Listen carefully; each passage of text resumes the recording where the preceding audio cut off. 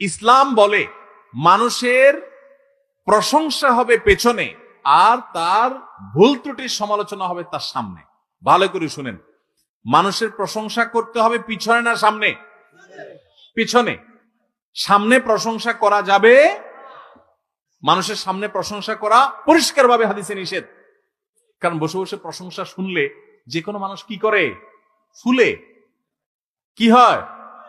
ফুললে বেশি অহংকারী হয়ে যায়, সে ধরাকে সরা জ্ঞান করে, সে মানুষকে মানুষ মনে করে না। এটা মানুষের প্রত্যেকটা মানুষের ভিতরে হয় কম বেশি।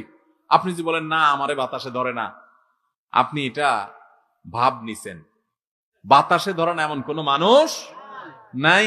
আপনি বলবেন রেলের চাক্কা আমি হাওয়া দিয়া লাভ নাই, এটা মুখের কথা। প্রত্যেকটা মানুষ সামনে প্রশংসা শুনলে তার ভিতরে কি আসে? অহংকার। এই জন্য এটা নিষেধ ইসলামে। ইসলাম বলে প্রশংসা করবা পেছনে।